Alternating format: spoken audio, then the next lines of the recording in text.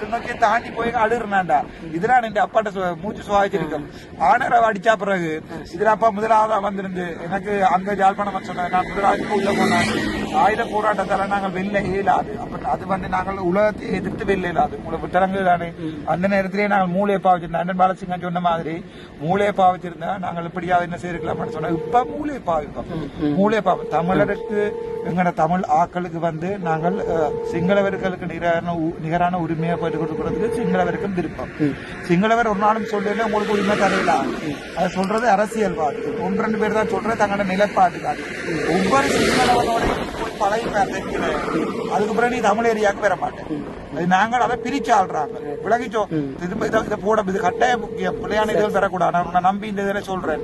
சரிதானே. நீ பிள்ளையான விஷயங்களை கட் பண்ணி அந்த சின்ன சின்ன துணிகள் மட்டும் போகும். இல்ல சார், இது எனக்கு செய்யற துரோகம் இல்ல, தமிழ் என்னத்துக்கு செய்யற துரோகம். சரிதானே. இதுல நாங்கள் ஆயிரக்கணக்கான செத்துனாலும் இந்த மரத்தை கீழே ஒருத்தர் ரத்தம் போகும்போது திரும்பாட்ட ஒரு இடத்துல சரிதானே. இப்ப நீ நிக்கிற இடத்துல யாராவது கீழே பொடி ஒருத்தர் கத்து செத்துரு மாட்டேன் வெடி வேண்டி விளக்குதானே. அதே இடத்துல திருப்பி வரக்கூடா. நாங்க தமிழ்ல வெள்ளு பச்சார் தமிழ்ல ஒரு நாளே கிடைக்கும். நாட்டை பிரிக்க தேவையில்லை. ஆனால் நாங்கள் தமிழருக்கு உரிமையை நாங்கள் புத்திய பாவிச்ச நாளே வெல்லுவோம். சரிதானே. இல்லாட்டி நான் செத்து போகண்டா. செத்தா கொடுத்து சாச்சரில் இருக்க சொல்லு.